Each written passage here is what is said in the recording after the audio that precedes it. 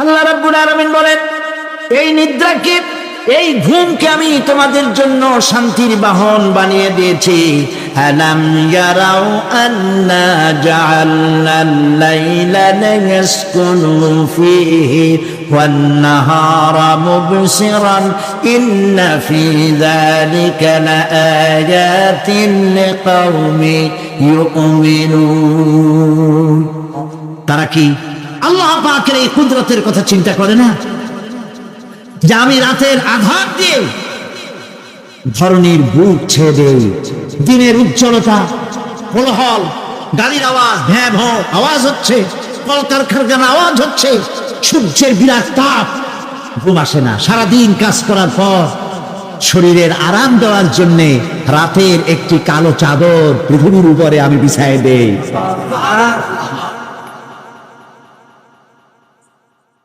আর মানুষ আরাম গ্রহণ করে, শুধু মানুষ না, সব প্রাণী আরাম গ্রহণ করে। সুবহানাল্লাহ। এবং এরপরে দিনের আলো দিয়ে উদ্ভাসিত করি, যেন বিশ্রামের পর নতুন করে আবার কাজের সমস্ত উদ্দীপনা নিয়ে নতুন করে কাজে ঝাঁপিয়ে পড়তে পারে। কয়েক ঘন্টা অথবা সারাদিন হাড় ভাঙা খাটুনি খেটেছে, রিক্সা চালাইছে, গাড়ি চালাইছে, আড়াই মনের বস্তা মাথায় করে টেনেছে, চিন্তা ভাবনা করেছে। এরপরে যখন এই লোকটি কয়েক ঘন্টা মাত্র নিদ্রা গেল, আরাম পেল, মস্তিষ্ক হালকা হয়ে গেল, হার্টবিট কমে গেল, হাতের পায়ের কর্মোদ্দীপনা বেড়ে গেল, নতুন করে আবার কাজ করার জন্য সুযোগ এসে গেল। দুনিয়ার মানুষকে কর্মক্ষম রাখার জন্য আল্লাহ পাক ঘুমকে বানিয়েছেন নিয়ামত। সুবহানাল্লাহ। ওয়া মিন আয়াতিহি মানামুকুম বিল-লাইলি ওয়ান-নাহারি ওয়াবতিগাউ মিন ফাদলিহি। আল্লাহ পাক বলেন, তোমাদের রাত আর দিনের বেলায় নিদ্রা যাওয়া, এবং এটাই হচ্ছে তার অনুগ্রহ। রাত আর দিনের নিদ্রা যাওয়ার পরে আমার অনুগ্রহ অর্থাৎ রিজেক তালাশ করার জন্য শরীরের ভিতরে, মনের ভিতরে, হাত পায়ের মধ্যে কর্মের উদ্দীপনা আমি তোমাদের দিয়ে দেই। মহাবিজ্ঞানী আল্লাহ রাব্বুল আলামিনের এই বিশাল কুদরত এবং দয়া, যে মানুষকে তিনি ক্লান্তি দূর করার জন্য তিনি ঘুম দিয়েছেন, আলহামদুলিল্লাহ বলি। অনেক মানুষ আছে ঘুমাইতে পারে না, ঘুমাবার জন্য ফেনার গান খায়, ঘুমাবার জন্য ভেলিয়াম খায়, সিডাক্সিন খায়, রিল্যাক্সিন খায়, কত এক্সিন, অক্সিজেন, কত কিছু খায়, তারপরেও ঘুম আসে না। এই ঘুম যার আসে না, বিরাট নিয়ামত থেকে বঞ্চিত। ঘুম একটি নিয়ামত, আলহামদুলিল্লাহ বলি, আলহামদুলিল্লাহ বলি, বিশাল নিয়ামত ঘুম।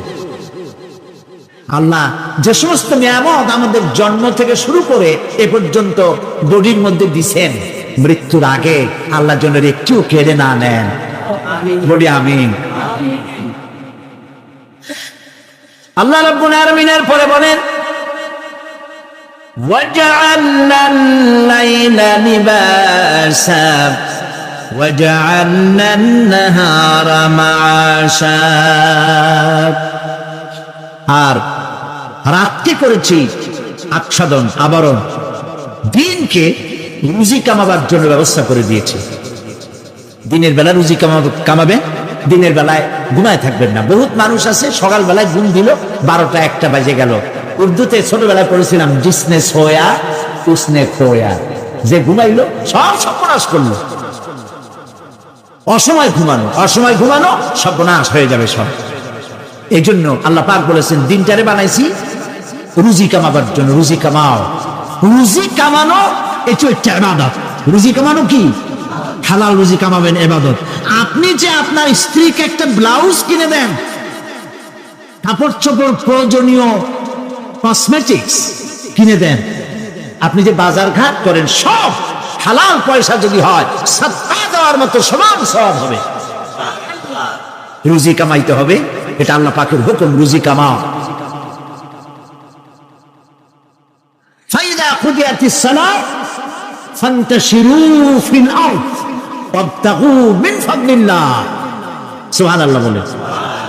নামাজ যখন শেষ হয়ে গেল, ফাইজা কুদিয়াতিস সালাত, নামাজ যখন শেষ হয়ে গেল, ফান্তাশিরু ফিল আরদ, তখন জমিনে ছড়িয়ে পড়ো আর আমার অনুগ্রহ রিস্ক অনুসন্ধান করো। সুবহানাল্লাহ। আল্লাহ রাব্বুল আলামিন তার হাবিব সম্পর্কে বলেন, তাবারাকাল্লাযী নাযালাল ফুরকানা আলা আবদিহি লিয়াকুনা লিল আলামিনা নাযীরা।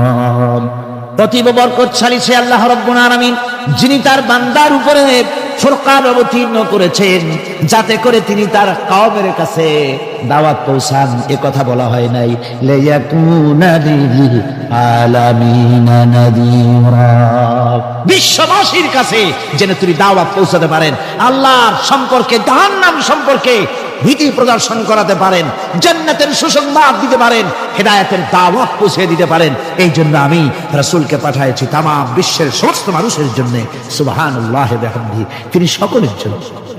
তার সম্মান আর মর্যাদা আল্লাহ রাব্বুল আলামিন এমন ভাবে পেশ করলেন, তার মর্যাদা এত বেশি, নবীর মর্যাদা এত বেশি, মুহাম্মদ সাল্লাল্লাহু আলাইহি ওয়াসাল্লাম যদি উম্মতের কোনো ব্যাপারে যদি বলেন হ্যাঁ, অমনি উম্মতের জন্য তা হালাল হয়ে যায়। সুবহানাল্লাহ।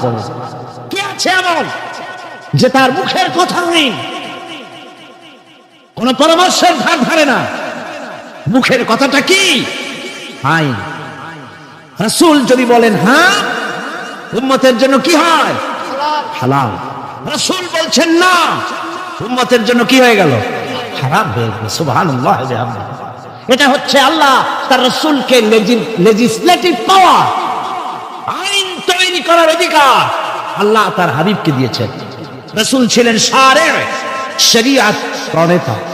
হালাল হারামের সীমারেখা কোরআনে যা আছে এতগুলি শেষ নয়। হালাল হারামের সীমারেখা রাসূলের পাককে প্রদান করার জন্য, নির্ধারণ করার জন্য আল্লাহ পাক তাকে পারমিশন দিয়েছেন, পাওয়ার দিয়েছেন। ওয়ামা আতাকুমুর রাসূলু ফাখুযুহু ওয়ামা নাহাকুম আনহু ফান্তাহু। এই আয়াত দিয়ে প্রমাণিত হয় রাসূল তোমাদের জন্য যা দেন তা গ্রহণ করো, যা নিষেধ করেন তার থেকে বিরত থাকো, ফিরে থাকো। রাসূল পাক সাল্লাল্লাহু আলাইহি ওয়াসাল্লামের ইজ্জত সম্মান এভাবে আল্লাহ দান করলেন। হ্যাঁ বললে হালাল হয়ে যায়, না বললে হারাম হয়ে যায়। রাসূলের মর্যাদা এত বেশি, তিনি যদি পথ চলেন, পা উঁচু করলে আর শাযিম পর্যন্ত চলে যান। তিনি যদি আল্লাহর দরবারে মুনাজাত করেন, মুনাজাত করতে দেরি আছে, কবুল হতে দেরি নাই। হাত তোলা লাগে না, হাত তোলা লাগে না। আমরা যে হাত তুলে মুনাজাত করি, রাসূল সাল্লাল্লাহু আলাইহি ওয়াসাল্লাম হাত তুলেছেন, আবার অনেক সময় হাত তোলেন। কোন সময় হাত, হাদিস শরীফে এসেছে এভাবে হাত উঁচু করেছেন আকাশের দিকে। হাদিস শরীফে এসেছে বগলের সাদা চামড়া দেখা গিয়েছে, এভাবে আল্লাহর কাছে দুহাত তুলে, দুহাত প্রসারিত করে আল্লাহর কাছে কামনা করেছেন। এমন সত্তা, মনে এরাদা করতে দেরি, কবুল হতে দেরি নেই। হাদিস শরীফে এসেছে হযরত আবু হুরায়রা রাদিয়াল্লাহু তাআলা আনহু একবার রাসূল করিম সাল্লাল্লাহু আলাইহি ওয়াসাল্লামের দরবারে কাঁদতেছিলেন। হুজুর জিজ্ঞেস করলেন, আবু হুরায়রা তুমি কাঁদো কেন? হুজুর, হযরত আবু হুরায়রা বলেন, হুজুর আমার মা আমাকে মেরেছে, আমি সেই জন্য কাঁদতেছি। হুজুর বলেন, মা তোমাকে মারলো কেন? কোনো বেয়াদবি করেছো নাকি? তিনি বললেন, না কোনো বেয়াদবি করি নাই, তবে মারলো কেন? হযরত আবু হুরায়রা বলেন, হুজুর আমার মা হচ্ছেন মুশরিকা, আমার মা কাফের। আমি অনেক রাত হয়েছিল বাড়ি ফিরতে, আমার মা জিজ্ঞেস করলো এত রাত কোথায় ছিলি? আমি বললাম, মা তাম পৃথিবী যে কদম মোবারক চুমতে পারলে নিজেকে ধন্য মনে করে, আমি সেই রাসূলের দরবারে ছিলাম, আসতে দেরি হয়ে গেছে। ইয়া রাসূলুল্লাহ, আপনার নাম শোনা মাত্র আমার মায়ের গায়ে আগুন জ্বলে গেল। সহ্য করতে না পেরে আমাকে মায়ের আরম্ভ করে দিল। বলল, আবু হুরায়রা হয় আমার বাড়ি ছাড়বি, না হয় মুহাম্মদ সাল্লাল্লাহু আলাইহি ওয়াসাল্লামের ঘর ছাড়বি, কোনটা করবি কর। আমি বললাম, মা তোমার গায়ে যত শক্তি আছে সমস্ত শক্তি দিয়ে তুমি আমাকে প্রহার করো, আমি তোমার বাড়িটা সুদ্ধা তাম দুনিয়া ছেড়ে দিতে পারি, কিন্তু রাসূল পাক সাল্লাল্লাহু আলাইহি ওয়াসাল্লামের কদম মোবারক ছাড়তে পারি না। ভাইরা আমার, হযরতে আবু হুরায়রা কাঁদতেছেন। আল্লাহর নবী বলেন, তুমি কাঁদো কেন? তোমার মা তোমাকে মেরেছেন, আমি এখানে কি করব? এখানে তো আমি কোনো দখল আন্দাজ করতে পারি না, আমি কি করতে পারি? এখানে ইন্টারফেয়ার তো আমি করতে পারি না, মা তোমারে মেরেছে। হযরত আবু হুরায়রা বলেন, ইয়া রাসূলুল্লাহ, মায়ের বিরুদ্ধে কোনো নালিশ করার জন্য আপনার কাছে আমি আসি নাই। বলে, কেন এসেছো? হযরত আবু হুরায়রা বলেন, হুজুর, এসেছি এই জন্য, আমি জানি আপনি যদি আল্লাহর দরবারে কোনো ব্যাপারে দোয়া করেন, আল্লাহ রাব্বুল আলামিন তা মঞ্জুর করে নেন। আপনি মেহেরবানি করে আমার মায়ের হেদায়েতের জন্য আল্লাহর কাছে দোয়া করুন। হুজুর সাল্লাল্লাহু আলাইহি ওয়াসাল্লাম দুহাত উঁচু করলেন, বললেন, আল্লাহুম্মা ইহদি উম্মা আবি হুরায়রা, হে আল্লাহ, আবু হুরায়রার মাকে তুমি হেদায়েত নসিব করে দাও। এই দোয়া রাসূল করতেছেন। হুজুরকে দোয়ার মধ্যে ফেলে রেখে আবু হুরায়রা দৌড় আরম্ভ করেছে বাড়ির দিকে। পেছন থেকে কয়েকজন সাহাবী তারা দৌড়ে গেল। আবু হুরায়রা দৌড়ায় কেন? এত ভদ্র মানুষ, কোন সময় কারো সাথে রাগারাগি করে না, দৌড়ায় কেন? নিশ্চয়ই কোনো বিপদ বুঝি হয়ে গিয়েছে। পিছন থেকে জামা টেনে ধরেছে, কি হয়েছে, দৌড়াও কেন? হযরত আবু হুরায়রা বলেন, আমার জামা ছেড়ে দাও, আমাকে দৌড়াতে দাও। আমি দৌড়াইয়া বাড়ি পৌঁছে গিয়ে দেখতে চাই, আমি আগে দৌড়ে বাড়িতে গেলাম না নবীজির দোয়া আমার আগে আমার বাড়ি পৌঁছে গেল, কোনটা হলো আমি সেটা দেখতে চাই। হযরত আবু হুরায়রা দৌড়াতে দৌড়াতে ঘরের কাছে গিয়ে নক করেছে। ভিতর থেকে আওয়াজ এলো, কে? কিছুক্ষণ পর মা আমার বেরোলেন, মাথার চুল দিয়ে পানি পড়তেছে, বুড়া মানুষ।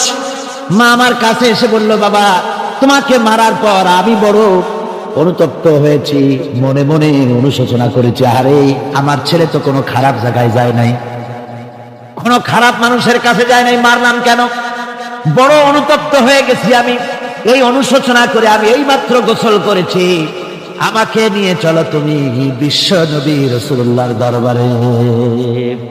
আমার ভাইরা, রাসূল পাক সাল্লাল্লাহু আলাইহি ওয়াসাল্লাম, আল্লাহর নবী এমন এক মহান সত্তা ছিলেন যে তিনি দোয়া আল্লাহর দরবারে হাত উঁচু করতে দেরি আছে, কিন্তু দোয়া কবুল হতে দেরি নাই।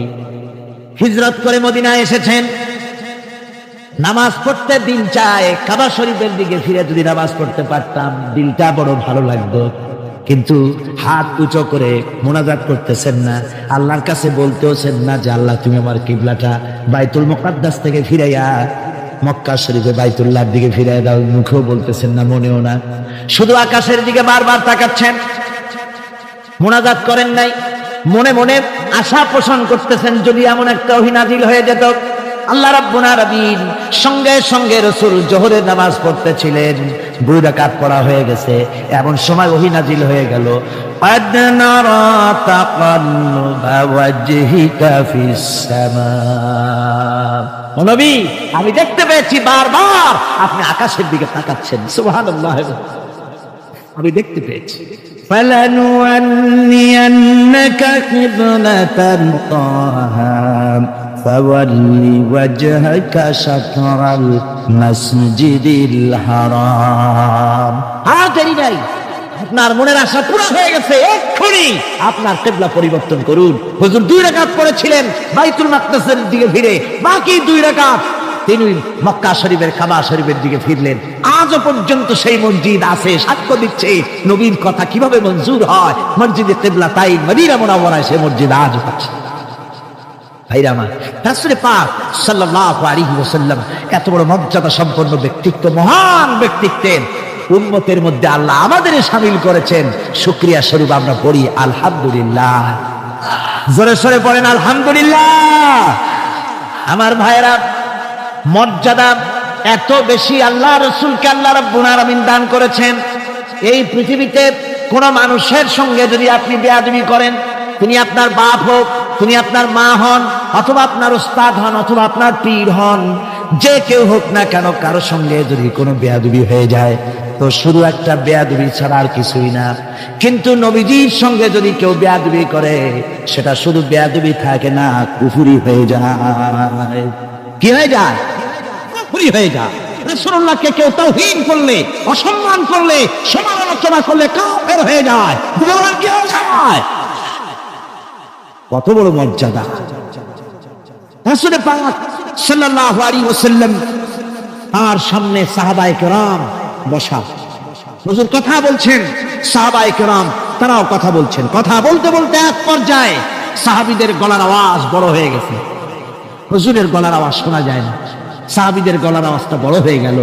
আল্লাহ রাব্বুল আলামিন এতটুকু বরদাস্ত করলেন, আমার নবীর গলার আওয়াজের চাইতে তোমাদের আওয়াজ বড় হলো কেন? সঙ্গে সঙ্গে ওহী নাযিল হয়ে গেল। আল্লাহ রাব্বুল আলামিন বলেন, ইয়া আইয়ুহাল্লাযীনা আমানু লা তারফাউ আসওয়াতাকুম ফাওকা সাউতিন নবী।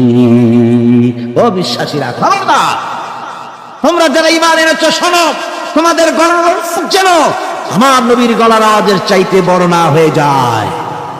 যদি তা হয়, আনতাহবাতা আমালু, জীবনের সমস্ত ভালো কাজগুলি আমি আল্লাহ বরবাদ করে দেব।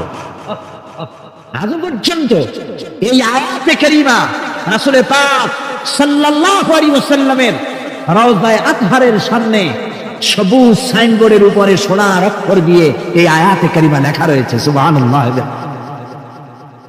সর্বকালের, সর্বযুগের সর্বশ্রেষ্ঠ মহামানব, সর্বশ্রেষ্ঠ বিশ্বনবী, আল্লাহর পরে যার মর্যাদা, তিনি হচ্ছেন মুহাম্মদ রাসূলুল্লাহ সাল্লাল্লাহু আলাইহি ওয়াসাল্লাম। তার অনুসরণ করা ইবাদত, তার অনুসরণ করা কি? আর তার নাফরমানি করা কুফর। আল্লাহ রাব্বুল আলামিন বলেন, নবী আপনি বলুন, কুল ইন কুনতুম তুহিব্বুনাল্লাহ আত্তাবিউনি ইউহিব্বুকুমুল্লাহ ওয়া ইয়াগফির লাকুম যুনুবাকুম আল্লাহু গফুরুর রহিম। নবী বলুন, তোমরা যদি আল্লাহকে ভালোবাসো, মুমিনদেরকে শোনানো হচ্ছে, শোনো, তোমরা যদি আল্লাহকে ভালোবাসো, ফাত্তাবিউনি, ও নবী আপনি বলে দেন যে তাহলে আমার অনুসরণ করো। কার অনুসরণ? নবী। কার অনুসরণ? নবীর অনুসরণ। আল্লাহকে যদি ভালোবাসো, এ দাবি যদি সত্য হয়, আমার অনুসরণ করো। আর আমার অনুসরণ যদি করো, আল্লাহ পাক বলেন, নবী শুনায় দেন, আপনার অনুসরণ যারা করবে আল্লাহ তাদেরকে ভালোবাসবেন। আর শুধুই ভালোবাসবেন না, তামাম জিন্দেগির সকল গুনাহ খাতা রব্বুল আলামিন মাফ করে দিবেন। জীবনের সব গুনাহ মাফ হয়ে যাবে যদি হুজুরের অনুসরণ করা যায়। বিশ্বকবি, কবি সম্রাট আল্লামা ইকবাল রাহমাতুল্লাহ আলাইহি বলেছেন, কি মুহাম্মদ সে वफा तूने तो हम तेरे हैं, ये जहां चीज ही क्या लोह कलम तेरे हैं। মুহাম্মদ সাল্লাল্লাহু আলাইহি ওয়াসাল্লামের সঙ্গে মুহাব্বতের পর আকাশ আর জমিন তো দূরের কথা, লৌহ কলম পর্যন্ত আমি আল্লাহ তোমার জন্য করে দেব। তুমি মুহাম্মদের হয়ে যাও সাল্লাল্লাহু আলাইহি ওয়াসাল্লাম, তার অনুসরণ করো, তার অনুকরণ করো জীবনের সব ক্ষেত্রে। ভাইরা আমার, তিনি হচ্ছেন আদর্শ। ভালো করে শুনুন, এই পৃথিবীতে কোন পীর সাহেব, কোন খাজা বাবা, কোন মাওলানা সাহেব, তার অন্ধ অনুকরণ করা যাবে না। যাবে চোখ বুঝে, চোখ বুঝে, বিনা প্রশ্নে, বিনা তর্কে যার অনুসরণ করতে হবে তিনি হচ্ছেন মুহাম্মদ রাসূলুল্লাহ সাল্লাল্লাহু আলাইহি ওয়াসাল্লাম। বিনা প্রশ্নে। কোন পীর সাহেব বললেন সকালবেলায় 10,000 বার আল্লাহু আল্লাহু করো, আল্লাহ আল্লাহ আসতে হু জোরে, অথবা লা ইলাহা ইল্লাল্লাহ 500 বার জিকির করো, লা ইলাহা আসতে ইল্লাল্লাহ জোরে। আর ইল্লাল্লাহ কোন কোন মুরিদরা তো এত জোরে করে তাতে কলব থাকলেও পারে, গেলেও পারে। আপনি ওই পীর সাহেবের কথা মতো এই জিকির করবেন, আপনাকে দেখতে হবে রাসূলুল্লাহ সাল্লাল্লাহু আলাইহি ওয়াসাল্লাম এইরকম জিকির করেছেন কিনা। ঠিক কিনা বলেন? সাহাবায়ে কেরাম রিদওয়ানুল্লাহি তাআলা আলাইহিম আজমাইন তারা এরকম জিকির করেছেন কিনা। যদি রাসূল এরকম জিকির করে থাকেন, সাহাবায়ে কেরাম এরকম জিকির করে থাকেন, অবশ্যই সেই জিকির আমরা করব। ঠিক কিনা? অন্ধভাবে কাউকে গ্রহণ করব না। কেউ পাগড়ি বাঁধলো, পেছনটা 6 হাত লম্বা রাখলো, আমার পীর সাহেব, সেই জন্য আমি বুঝি আমিও 6 হাতের জায়গায় বরকতের জন্য 12 হাত একেবারে লম্বা করে টানতে টানতে আসবে রাস্তার উপর, এরকম করব না। জামাটা কেমন হবে, মোষটা কেমনে কাটবো, দাড়িটা কিভাবে রাখবো, টুপিটা কিভাবে লাগাবো, খানা কিভাবে খাবো, তারপরে কিভাবে কি করব আর না করব, সবটার মানদণ্ড হচ্ছেন কে? উসওয়ায়ে হাসানা। ওয়াকাদ কানা লাকুম ফি রাসূলিল্লাহি উসওয়াতুন হাসানা। গ্রহণযোগ্য একমাত্র মহত্তম আদর্শ হচ্ছে তোমাদের রাসূল, তাকে দিয়ে গ্রহণ করতে হবে। পায়ের নখটা কেমনে কাটবে, মাথার চুলটা কেমনে কাটবে, আদর্শ হচ্ছে মুহাম্মদ রাসূলুল্লাহ সাল্লাল্লাহু আলাইহি ওয়াসাল্লাম। ওই রাসূলের অনুকরণ করে কোন পীর সাহেব, কোন মাওলানা সাহেব যদি বলে, তাহলে তাকে অনুসরণ করা যাবে। তবে মিলায় দেখতে হবে যে কথা ঠিক আছে কিনা, উনি যা বলছেন, উনি যা করছেন, ওইটা ঠিক আছে কিনা। তা না হলে ধোকায় পড়ে যেতে হবে। কি যে করতে হবে? ধোকায় পড়ে যেতে হবে। আজকাল তো নানান রকম বাইর হয়েছে, বুঝলেন না? নামের আগে সৃষ্টি লাগায় দেয়। ওই যে ঢাকার কাছে এক জায়গায় একটা সদরুদ্দি সৃষ্টি হইল, তারপরে তাকে উঠায় দেওয়ার জন্য কত সংগ্রাম হলো, কত মানুষ মরলো। আপনার পত্রিকা পড়েন নাই? সে বলেছে রোজা না রাখলে চলবে, ইফতার আসরের সময় করলে হবে, আর রোজার দিন দুপুরের সময় চিড়ে চিড়ে খাইলে অসুবিধা নেই, বুঝলেন? যশোরে গেলাম, সেখানে শুনলাম সেই পাকিস্তান আমলে এক পীর নাকি আসছিল, এসে বলে গেছে, ভাই আসল পর্দা মনের পর্দা, এর থেকে বাইরের কোনো পর্দা না। লোক দেখা না পর্দাটা করে লাভ কি? আসল পর্দা মনের পর্দা। তারপরে মনে মনে নামাজ পড়ো, মনে মনে রোজা রাখো, মনে মনে হজ করো, যাকাত দাও। মনটা সাফ হয়ে গেলে তোমার আর কোনো অসুবিধা নাই। এই মনের পীর আসলো, আমি সেই এলাকায় গেলাম, যাইয়া শুনি এই রকমের কাম করছে। আমি বললাম, ওই লোকটা যদি আবার আসে, আম গাছের সাথে বান্ধা ধুয়ে, তারপরে সে যখন বলবে যে আমার তো পেশাব পায়খানা করা লাগবে, আমারে ছাড়ো, তোমরা বলবা যে না, ছাড়া যাবে না। মনে মনে যদি নামাজ পড়া যায়, মনে মনে পেশাব পায়খানা করুন। যদি বলে আমার ক্ষুধা লাগছে অথবা পানি পান করবে, তৃষ্ণা লেগেছে, বলতে হবে মনে মনে যদি রোজা রাখা যায়, তো মনে মনে খাওয়া দাওয়ার কামটা সারিয়ে নেন, মেহরবানি করে।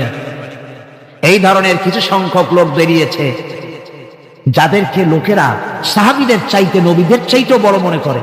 আশ্চর্য কথা, বিভিন্ন জায়গায় ধরনের পীর হয়, তাদের আবার নওরোজ অনুষ্ঠান হয়, তাদের জন্ম দিবসে তাদেরকে গোসল করানো হয়, সেই গোসলের পানি আবার মুরিদেরা খায়। জোরে কর নাউজুবিল্লাহ, জোরে কর নাউজুবিল্লাহ।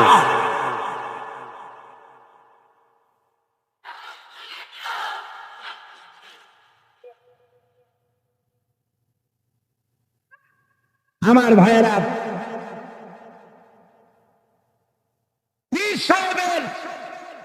গোসল করা পানির ভিতরে মুসলমানদের জন্য কোনো বরকত নাই। আছে কোনো বরকত? প্রশ্নই ওঠে না। তার শরীরের কত জায়গা ধুয়ে পানি পড়তেছে, আর সেইটা মুরিদরা খায়। লজ্জা নাই, শরম নাই, ঘৃণা পর্যন্ত নাই। খুলনার এক এলাকা আছে, এক পীর সাহেব, তার মুরিদরা তার পায়ের বুড়ো আঙ্গুল চষে, চুষতে চুষতে প্রায় ঘা বানায় ফেলেছে। তা আমি মুরিদদের জিজ্ঞেস করলাম যে তোমরা এরকম পাও আঙ্গুল চষো কেন? কয় যে হুজুরের মারেফত পায়ের আঙ্গুল দিয়ে পেটের মধ্যে ঢুকবে, সেই জন্য। কি ধরনের খোরাফাত, কি বিদআত! রাসূল পাক সাল্লাল্লাহু আলাইহি ওয়াসাল্লাম যা করেন নাই, সাহাবায়ে কেরাম যা করেন নাই, সেগুলি চালু হয়ে গেছে সমাজে। এর থেকে বাঁচতে হবে, আপনাকে মনে রাখতে হবে, কলিজার মধ্যে ঈমান রাখতে হবে। কোন পীর সাহেব, কোন মাওলানা সাহেব ফু দিয়া আমার ভাগ্য ভালো বানায় দেবে অথবা আমাকে ভাগ্য নষ্ট করে দিবে, আমি আল্লাহর কসম তো বিশ্বাস করি না। আমার ভাগ্য,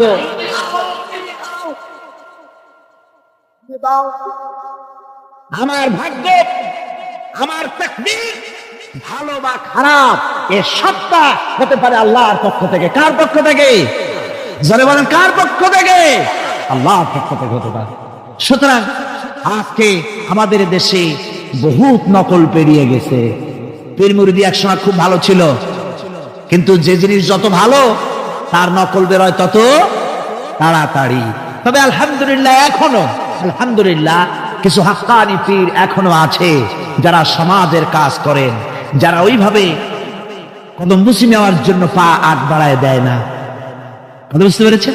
মানুষকে সর্বনাশ করে না, বরং তাদের ইলম আছে, ইলমের দ্বারা মানুষের কাছে হেদায়েতের কথা শোনায়, সমাজ গঠনমূলক কাজ করে, আল্লাহর কোরআন প্রচার করে। এ ধরনের লোক আছে, তবে এদের সংখ্যা কম। ঠিক কিনা? কম, এদের সংখ্যা কম। এরা বিভিন্ন জায়গায় মাজার তৈরি করেছে, মাজারাত তৈরি করেছে, একটা দুইটা মাজারে না, বহুত মাজার, গাড়ি বাস সব থামাইয়া তারপরে তাদের কাছ থেকে, মানুষের কাছ থেকে পয়সা কালেকশন করা হয়। ঠিক কিনা? এই যে পয়সা কালেকশন করা হলো, আমি জিজ্ঞেস করি, এই টাকাগুলো যে কালেকশন করা হলো, দেওয়া হলো, এই টাকা দিয়ে কবরে যে শো আছে, ওই টাকা দিয়ে তিনি কি কোনো ফায়দা পান? টাকা দরকার কার? জীবিত মানুষের না মরা মানুষের? তো কমন সেন্স নাই কেন মুসলমানের? যিনি ইন্তেকাল করেছেন, মাটির মধ্যে শুয়ে আছেন, তারে টাকা দেই কেন? উনি কি এই কমলার সিজনে কমলা কিনে খাবেন? তো টাকাটা কেন দেওয়া হয়?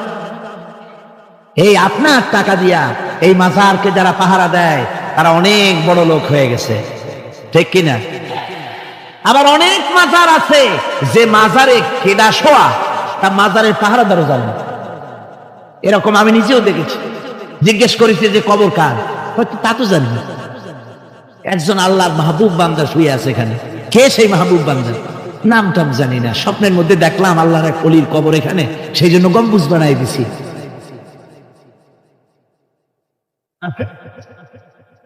একটা রিসালার মধ্যে দেখেছি, একটা রিসালার মধ্যে লেখা হয়েছে যে একজন পীর সাহেবের এক মুরিদ ছিল। তো পীর সাহেবের বাড়িতে এক মাজার আছে, সেই মাজারকে কেন্দ্র করে প্রতি বছর ওরস হয়। মুরিদ সে গরিব মানুষ, ব্যবসা বাণিজ্য করে খায়। তারপরে সে তার একটা গাধা ছিল, সে গাধার উপরে সওয়ার হয়ে বাজার ঘাট করতো, মালপত্র আনা নেওয়া করে ওই গিয়ে তার জীবিকা নির্বাহ। একদিন তার গাধাটা মারা গেল। সেই রিসালার মধ্যে লেখা হয়েছে যে লোকটা তখন গাধা মরেছে, এর আর কিচ্ছু নাই, জমি জমাও নাই, খাবে কি করে? খুব দুঃখ পেল মনে। আর এই গাধা যদি মরে কুলে পড়ে থাকে তাহলে দুর্গন্ধ হবে। সেই জন্য রাস্তার পাশে ঝুপড়ি তার একটা বাড়ি, ওই বাড়ির পাশেই রাস্তা, রাস্তার পাশেই একটা কবর খুঁড়িয়া তার মধ্যে গাধারে শোয়াই দিয়া দাফন টাফন করিয়া কবরের পাশে বসে দুশ্চিন্তা করতেছে যে আমি এরপরে বাঁচবো কি করে, খাবো কি, ঘুমায়, মানে চোখ বুঝে বুঝে কাঁদতেছে। এমন সময় ওইটা ছিল বাজারে যাওয়ার রাস্তা, লোকজন বাজারের দিকে যাচ্ছে। যাওয়ার সময় চিন্তা করলো যে এখানে তো কোনোদিন মাজার দেখিনি, এখানে একটা লোক কাঁদতেছে মাজারের কাছে বসে, না জানি কোনো অলি আল্লাহর কবর হবে বোধ হয়। এরপরে লোকেরা বাজার থেকে ফেরার সময় দেখে যে হ্যাঁ ওই সেই লোকটা এখনো কাঁদতেছে। তখন যার কাছে যা ছিল, কেউ 2টা পান খেয়ে গেল, কেউ একটা বেগুন, কেউ 2টা চিংড়ি মাছ, কেউ 2টা টাকা, কেউ একটু মরিচ, এইভাবে তরি তরকারি চাউল যার কাছে যা ছিল কিছু কিছু দিয়ে গেছে। কিছুক্ষণ পর সন্ধ্যার দিকে লোকটা মনে করলো আর কতক্ষণ কান্দি, এখন বাড়ি যাই। চোখ খুলে দেখে চতুর্দিকে খাদ্য খাবার, তরি তরকারি, পয়সা করি। কই যে মাশাআল্লাহ, শুনছিলাম হাতি বাঁচতেও লাখ টাকা, মরলেও লাখ টাকা। সে কথা যে গাধার ব্যাপারে খাটে তা তো জানি না। এই গাধা মরেও তো আমার বাঁচায় গেছে। এখন ওই কবরের উপরে, গাধার কবরের উপরে চাদর টাদর চড়ায় চড়ায় দিয়া ওইখানে জুজ্জাত করে বসছে। বছর খানিক চলে গেল, লোকেরা পয়সা করে দেওয়া শুরু করলো। এরপরে সেখানে সে ইট পাটকেল জোগাড় করলো, একটা বিল্ডিং তৈরি করলো, সামনে সাইনবোর্ড লাগাই দিল হযরত গেদা শাহ রহমাতুল্লাহ আলাইহির মাজার। মানুষ প্রতি বছর ওরসে এখানে জমা হচ্ছে, টাকার অভাব নাই। এখন এই লোক যার মুরিদ, সেই পীর সাহেবের কাছে অন্যরা এসে কয় হুজুর আপনার মাজারের আর বরকত কি, আপনার মুরিদের মাজারের কাছে মানুষ ভরা, টাকার অভাব নাই। পীর সাহেব কৌতূহল হলো যে ও আবার একটা মাজার পাইল কই। তারপরে একদিন ওই মুরিদকে ডেকে বললো বাবা সত্যি কথাটা আমারে কয়, এই মাজার কার? মুরিদ কয় যে হুজুর আপনি আমার ওস্তাদ, আপনার কাছেই সব শিখছি, কিন্তু এই কথা কাউকে বলবেন না।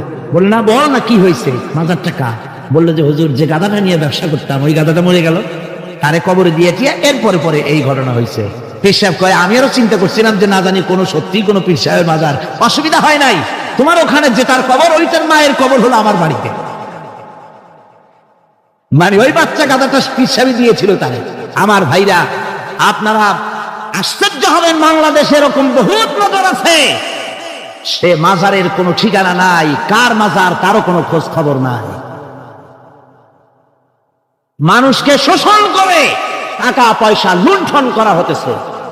মাজার একটা হলে তার উপরে চাদর দেওয়া লাগবে, আগরবাতি দিতে হবে, মোমবাতি দিতে হবে, গোলাপ পানি ছিটাতে হবে। কোথায় পেয়েছেন? কোন হাদিসে পেয়েছেন? মাজারে যদি চাদর দিতে হতো, রাসূল পাক সাল্লাল্লাহু আলাইহি ওয়াসাল্লামের কবরের উপরে লোকেরা সুতার চাদর দিত না, নিজের কলিজা বাইর করে কলিজা দিয়ে চাদর বিছায় দিত হুজুরের মাজারের উপরে। জান্নাতুল বাকিতে গিয়ে দেখুন, জান্নাতুল বাকিতে শহাদায়ে উহুদ আছে, সেখানে সাহাবায়ে কেরাম আছে, আজওয়াজে মুতাহহারাত আছে, বানাতে রাসূল, ইবনে রাসূল, আহলে বাইত সেখানে শুয়ে আছেন। হযরত ওসমান রাদিয়াল্লাহু তাআলা আনহুর মতো লোক সেখানে ঘুমিয়ে আছেন। রাইসুল মুফাসসিরিন হযরত ইবনে মাসউদ রাদিয়াল্লাহু তাআলা আনহু সেখানে ঘুমিয়ে আছেন। হযরত ইবনে আব্বাসের উনি ওখানে, ওনার কবর হচ্ছে গিয়ে তায়েফে। এ ধরনের ইতিহাসের মধ্যে এসছে জান্নাতুল বাকির মধ্যে কমসে কম 10,000 সাহাবায়ে কেরামদের মাজার আছে। সুবহানাল্লাহ। যায় দেখেন তো জান্নাতুল বাকিতে একটা চাদর আছে নাকি? যারা হজ করতে গেছেন কোন চাদর দেখেছেন? আগরবাতি আছে, মোমবাতি আছে, গোলাপ পানি আছে। সুতরাং এই বিদআত থেকে বাঁচতে হবে মুসলমানদেরকে। মুসলমানদের সাথে সম্পর্ক মসজিদে, মুসলমানদের সাথে সম্পর্ক কিসের? অবশ্যই মাজারের সাথে সম্পর্ক নয়। মাজারের সাথে সম্পর্ক শুধু এতটুকু, আল্লাহর ওলিদের মাজারকে ঘেরাও দিয়ে সুন্দর করে রাখুন, যাতে করে অপবিত্র না হয়। লোকেরা কেউ যদি আসে জিয়ারত করার সুযোগ পায়, শিরক বিদআত থেকে মুক্ত হয়ে অতটুকুন করা যেতে পারে। কিন্তু বিশাল আকারের গম্বুজ করে লাইট জ্বালাতে হবে, আগরবাতি মোমবাতি দিতে হবে, এটা সম্পূর্ণ বিদআত। এক শ্রেণীর লোকেরা এগুলি করে ব্যবসা করতেছে। সেই জন্য বলছি যে আমাদের ইত্তেবা করতে হবে রাসূলের। কার ইত্তেবা করতে হবে? যা রাসূল করেন নাই, যা সাহাবায়ে কেরাম করেন নাই, তা আমরা করতে পারি না। এই জন্য আমার মুসলমান ভাইয়েরা, আল্লাহর প্রতি ঈমান, রাসূলের প্রতি ঈমান। ঈমানের অর্থ হলো আল্লাহর নবীর যে কথাগুলি তিনি বলে গিয়েছেন তার ওসওয়াকে ধরে রাখা, রাসূলের আদর্শ দিয়ে পায়ের নখকাটা থেকে শুরু করে মাথার চুল পর্যন্ত গ্রহণ করতে হবে। নবী মুহাম্মদ রাসূলুল্লাহ সাল্লাল্লাহু আলাইহি ওয়াসাল্লামের তিনি যেভাবে যা করেছেন তার উল্টা পাল্টা একটাও করা যাবে না, সব করতে হবে কার কথা মতো? রাসূল পাক সাল্লাল্লাহু আলাইহি ওয়াসাল্লামের কথা মতো। রাসূলের প্রতি ঈমান এর অর্থ হলো তিনি হচ্ছেন আইনদাতা। তিনি আইন ও বিধান দিয়েছেন আল্লাহর পক্ষ থেকে। আইন ও বিধান কার পক্ষ থেকে দিয়েছেন? আল্লাহর পক্ষ থেকে। তিনি যে বিচার করেছেন সেই বিচারক হিসাবে তাকে গ্রহণ করতে হবে। তিনি যে বিধান দিয়েছেন সেটাই মানতে হবে। তিনি শাসক ছিলেন, তিনি রাষ্ট্রপতি ছিলেন, তিনি সব ছিলেন, সকলের জন্য তিনি আদর্শ।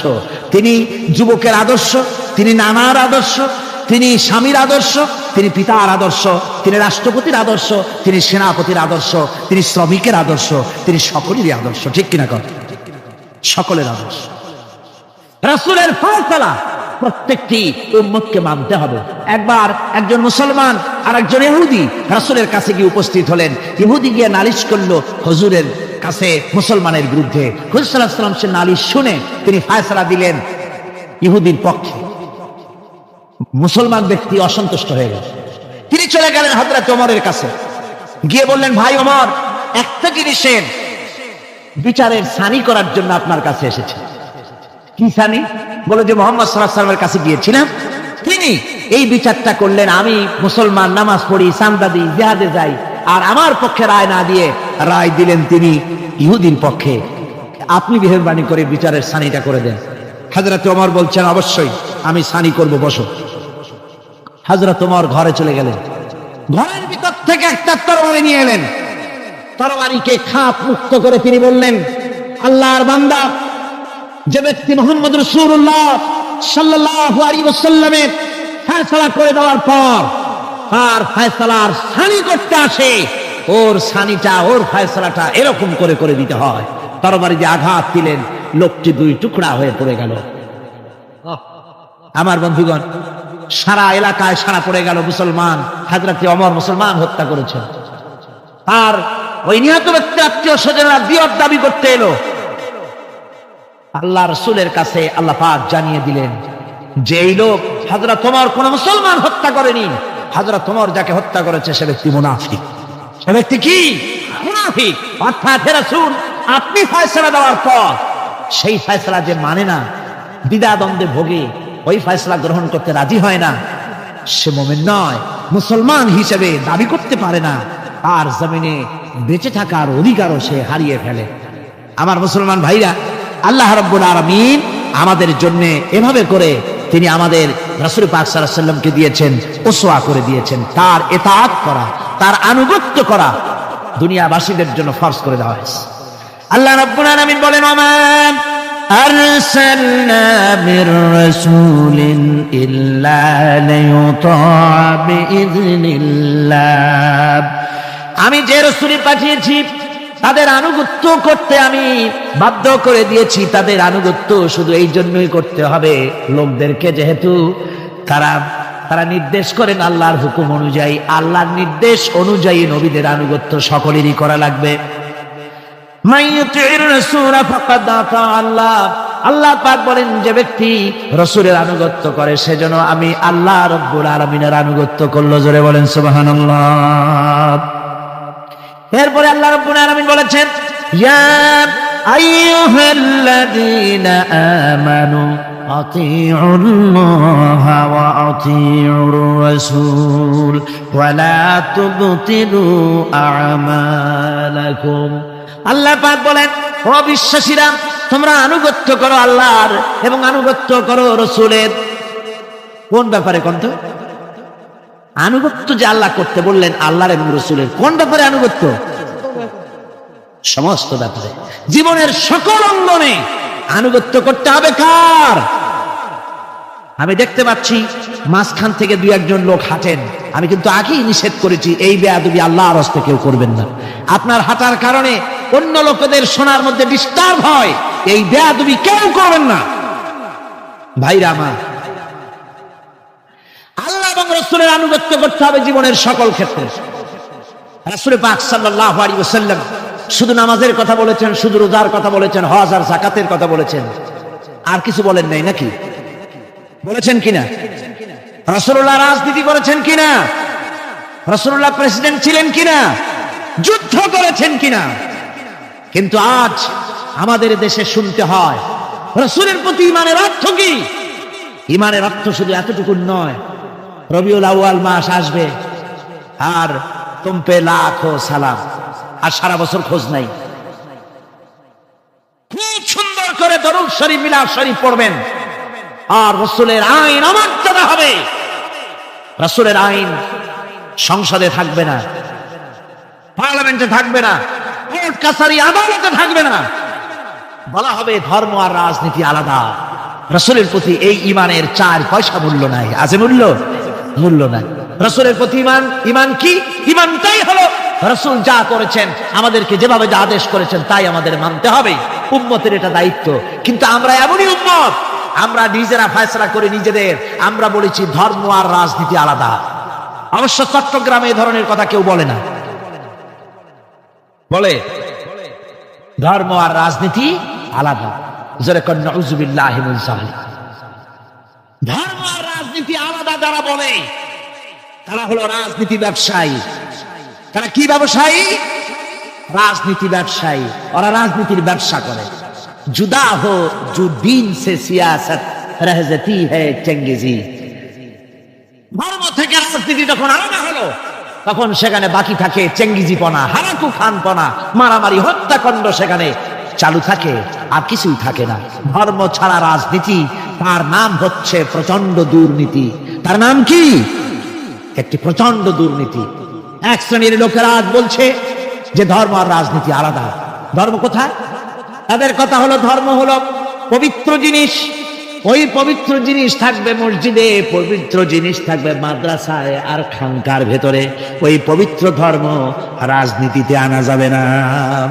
ধর্মের প্রতি তাদের মহব্বত খুব, ধর্ম খুব পবিত্র। আল্লাহকে যেন বলা হচ্ছে আল্লাহ আর হে রাসূল তোমরা দুজনা মসজিদ আর মাদ্রাসায় থাকো, আমাদের জীবনের বিস্তীর্ণ অঙ্গনে তোমাদের প্রতি 144 92 ক ধারা 144 ধারা জারি করে দিলাম।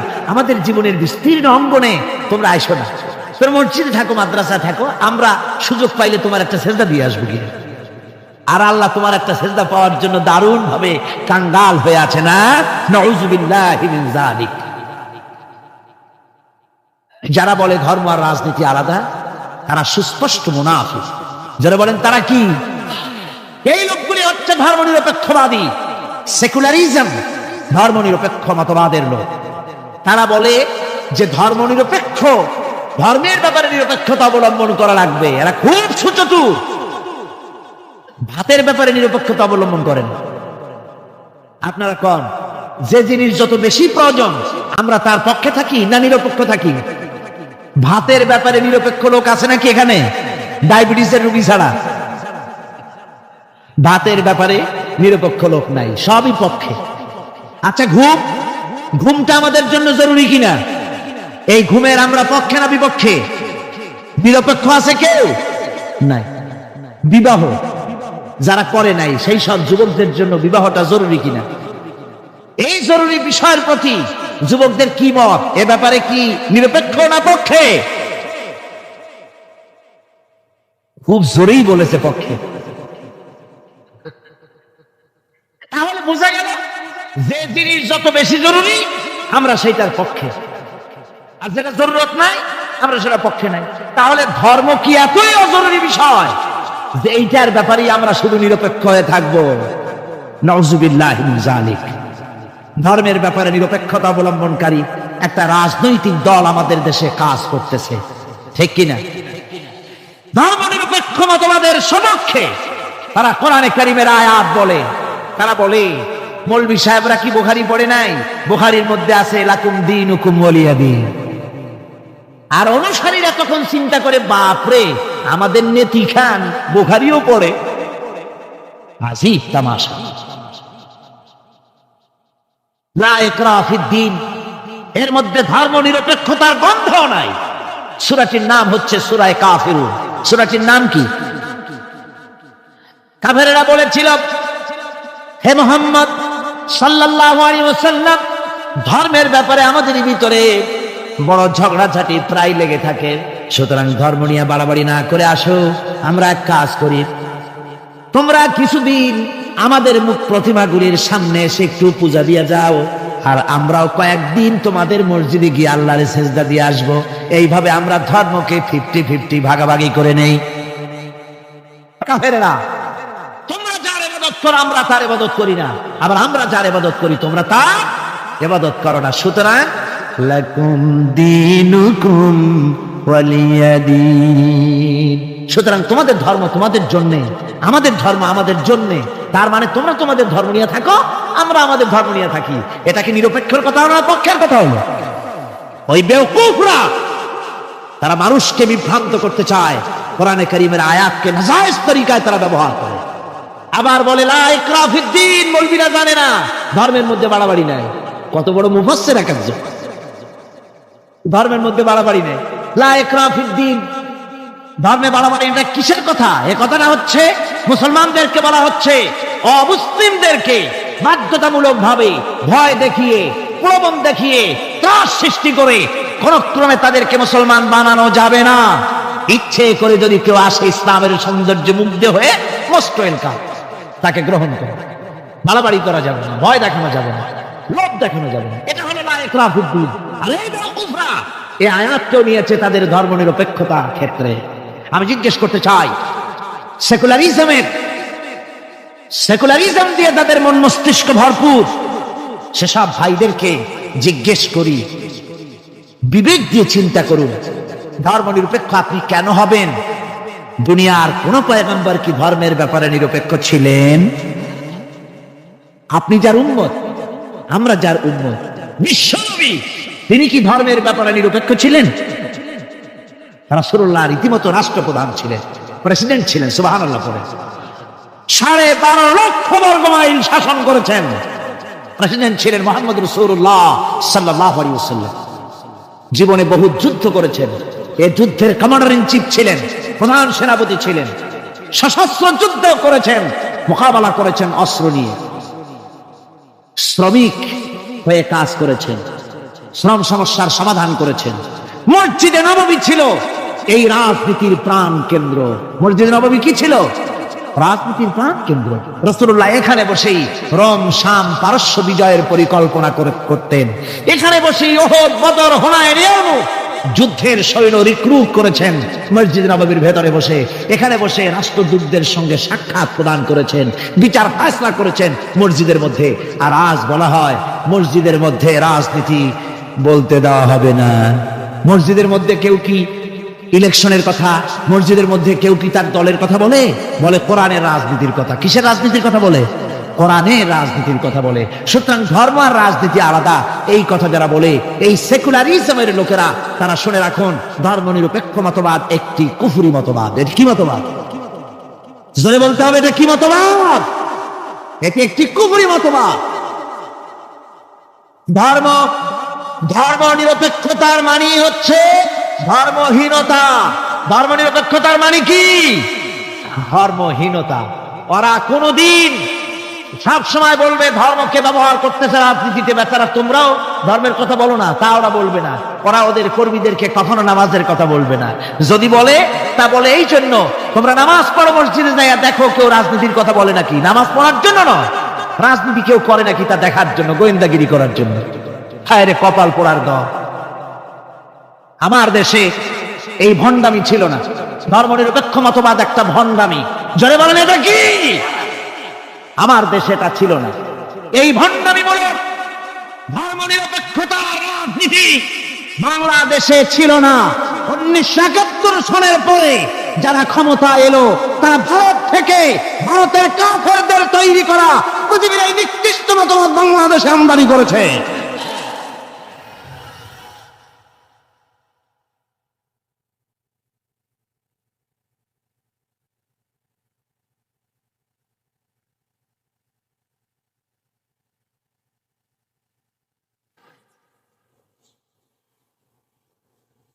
আমার মুসলমান ভাইয়েরা,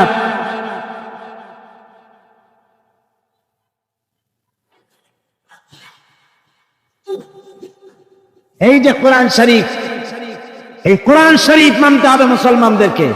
রাসূলের উপরে ঈমান আনার অর্থ শুধু মিলাদ শরীফ পড়া নয়। কোন নেত্রী কি বলল তার ধার কোন মুসলমান ভাবতে পারে না। মুসলমান ধার ধারবে আল্লাহ আর রাসূলের। ঠিক কিনা? কর যারা বলেন ঠিক কিনা? ভারতের গোলাম এরা বলে ধর্মনিরপেক্ষতার মানে ধর্মহীনতা নয়। যদি ধর্মনিরপেক্ষতার অর্থ ধর্মহীনতা না হবে, তাহলে 1971 সনের পরে তোমরা ক্ষমতায় এসে বিশ্ববিদ্যালয় সমূহের মনোগ্রাম থেকে ইকরা বিসমি রাব্বিকাল্লাযী খালাক রাব্বি জিদনি ইলমা এই আয়াত দুটিকে তুলে ফেললে কেন বলো? কোন জবাব আছে? কোন জবাব নেই। সলিমুল্লাহ মুসলিম হল নাম ছিল, মুসলমান শব্দ বাদ দিয়েছে। নাম ছিল সলিমুল্লাহ মুসলিম হল, মুসলিম শব্দ বাদ দিয়ে দিল। তারপরে নজরুল ইসলাম কলেজ, ইসলাম সহ্য হলো না, ইসলাম বাদ দেয়া শুধু নজরুল কলেজ। ওদের যে দল, সেই দলটার নামের মধ্যেও একটা মুসলিম শব্দ ছিল। জি, ওদের দলটার নামের মধ্যে মুসলিম শব্দ ছিল, ছিল না? সেই শব্দটুকুনো তারা বরদাস্ত করে নাই। আমি ওদের দলের নাম নিতে চাই না, আপনারাই বুঝুন ওদের দলের নামের মধ্যে মুসলিম শব্দ ছিল কিনা। হিন্দুদের পাঁচটা গোলাম এই দলটি তাদের নাম থেকে মুসলিম শব্দকে বের করে দিয়েছে। এদের কাছে ইসলাম আর মুসলমান সবচাইতে সহ্যের বাইরে। তাই যখন ভারতে শত শত মসজিদ ভাঙে উগ্রপন্থী হিন্দুরা, তখন ভারতের ওই গোলাম দলটি শনি রাখরা ঘুরে বেড়ায়।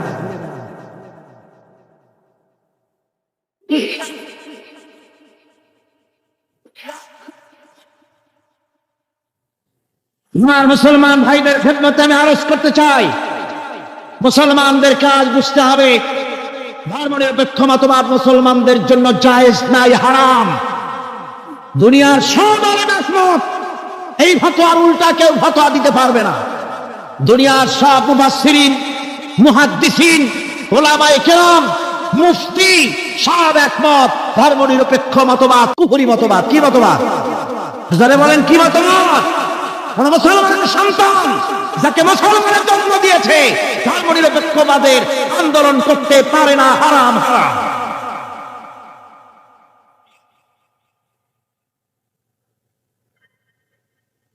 আমার বন্ধুগণ, এই কোরআন শরীফের ভেতরে, এই কোরআন শরীফের ভিতরে রয়েছে আল্লাহ পাক এখানে বলে দিয়েছেন, দেখুন যদি ধর্ম আর রাজনীতি আলাদা হবে তাহলে ইউসুফ আলাইহিস সালাম প্রেসিডেন্ট হলেন কেন? সূরা ইউসুফ আছে না কোরআন শরীফে? হযরত ইউসুফ আলাইহিস সালাম জেলে গিয়েছিলেন, দীর্ঘদিন জেলে ছিলেন। জেল থেকে বেরিয়ে এসে মিশরের অর্থ এবং খাদ্য দুটি মন্ত্রণালয়ের দায়িত্বশীল মন্ত্রী হয়েছিলেন, আছে কোরআন শরীফে। গোটা মিশরের প্রেসিডেন্ট হয়েছিলেন, আছে কোরআনে। সুলাইমান আলাইহিস সালাম গোটা পৃথিবীর প্রেসিডেন্ট ছিলেন, আছে কোরআনে। মুহাম্মদ সাল্লাল্লাহু আলাইহি ওয়াসাল্লাম প্রেসিডেন্ট ছিলেন, আছে কোরআনে। সর্বত্র পয়গম্বরেরা রাজনীতি করেছেন। এই দুশ্চরিত্র লোকগুলি ভারতের গোলামেরা, তাদের কথা হলো আলেম ওলামারা রাজনীতি করবে না। ধর্মীয় মাহফিলের রাজনীতি হবে না। বাংলাদেশ তোমার বাপের সম্পত্তি, এমন ভাবে কথা বলে বাংলাদেশে ধর্ম নিয়ে রাজনীতি করতে দেওয়া হবে না। মনে হয় যেন বাপ এই বাংলাদেশের বাপের সম্পত্তি আর আমরা ঘর জামাই থাকি।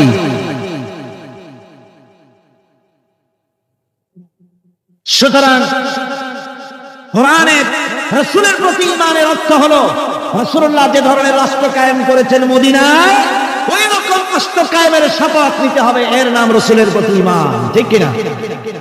শুধু জামা কাপড় সুবিধা যেটা সেইটা সুবিধাবাদ জিন্দাবাদ। রাসূলুল্লাহর সুন্নাত দুই রকম। সুন্নাত কয় রকম? এক ধরনের সুন্নাত আমল করা সহজ, আর এক শ্রেণীর সুন্নাত আমল করা কঠিন, ঠিক কিনা? আমি কিন্তু সুন্নতের মর্যাদা সম্পর্কে কথা বলছি না, আমি বলছি আমলের ব্যাপারে ধরনটা। এক শ্রেণী রাসূলের কোন সুন্নতের কদর কিন্তু কম নয়। আকাশ আর জমিন বিক্রি করলেও রাসূলের একটা সুন্নতের সমান মর্যাদা হবে না। রাসূলের সুন্নত পালনের মধ্যে দুই ধরনের, একটা সুন্নত হচ্ছে পালন করা খুব সহজ, আর একটা পালন করা কঠিন। সহজ সুন্নত হলো চোখে সুরমা লাগানো, সহজ সুন্নত দুপুরে খাইয়া আরামে ঘুমানো, সহজ সুন্নত হলো কদু খাওয়া, সহজ সুন্নত খাবারের পরে মিষ্টি খাওয়া। এগুলি হলো সহজ সুন্নত। আর কঠিন সুন্নত হচ্ছে বদরের প্রান্তরে কাফেরদের মোকাবেলায় দাঁড়ানো। কঠিন সুন্নত হচ্ছে উহুদের ময়দানে দন্দান মোবারক শহীদ করার সুন্নত। কঠিন সুন্নত হচ্ছে কাফিরের বিরুদ্ধে মানুষের তৈরি করা মতবাদ উৎখাত করে আল্লাহর জমিনে আল্লাহর দ্বীন কায়েম করার সুন্নত। আমি আজ এই বিশাল জনতাকে জিজ্ঞাসা করতে চাই, আপনারা রাসূলের সহজ সুন্নত আমরা যেভাবে পালন করব, কঠিন সুন্নত পালন করতে রাজি আছেন? তাহলে বাংলাদেশের বুকে ধর্ম নিরপেক্ষতার মুখে লাথি মেরে কোরআনের রাজ কায়েম করতে রাজি আছেন? দুহাত উঁচু করে দেখান। আলহামদুলিল্লাহ, আলহামদুলিল্লাহ। সাদাকাল্লাহুল আযীম।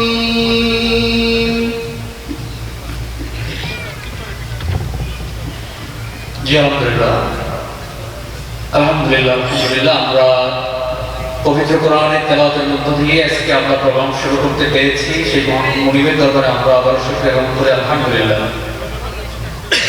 সম্মানিত এলাকাবাসী, এখন যারা বাড়িতে আছেন আপনারা অতি দ্রুত মাহফিল মাঠে চলে আসুন। আমাদের মাহফিল আনুষ্ঠানিক কার্যক্রম শুরু হয়ে গিয়েছে। এই পর্যায়ে আমাদের মাঝে আলোচনা পেশ করবেন জনাব মোহাম্মদ জাহিদ হাসান। আমি মোহতারামকে আলোচনা পেশ করার জন্য বিনীতভাবে অনুরোধ করছি।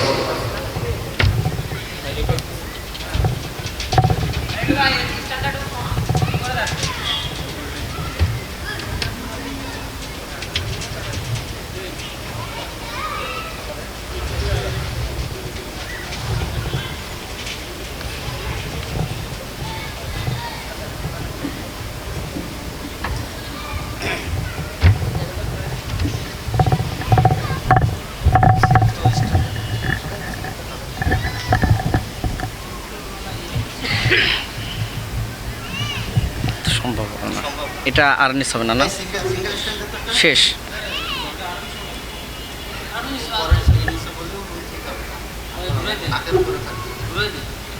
এটা এটা ঘুরাই দেন, এটা ঘুরাই দেন, ঠিক হয়ে যাবে। এটা ঘুরাই দেন।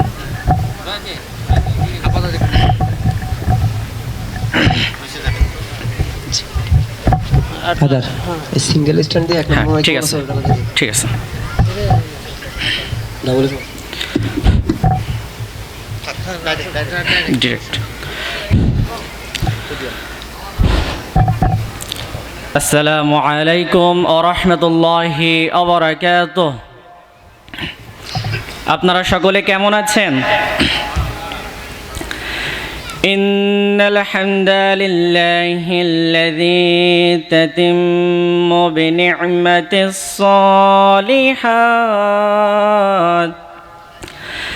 الذي علم القرآن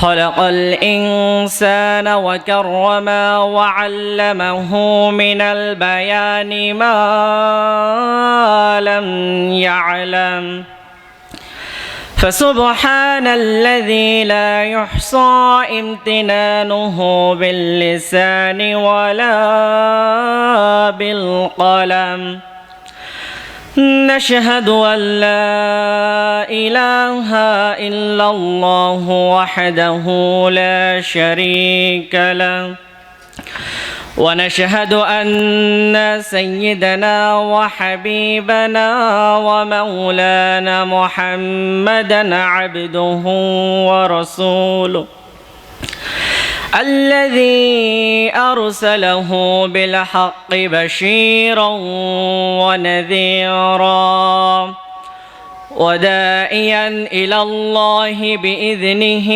وسراجا وقمرا منيرا فقد قال الله تعالى في كلامه المجيد وفرقانه الحميد أعوذ بالله من الشيطان الرجيم بسم الله الرحمن الرحيم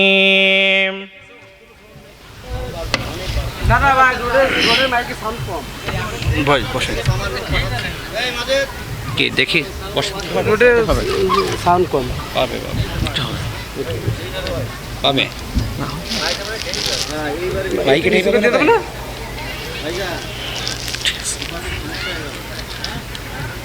দেখা যাক না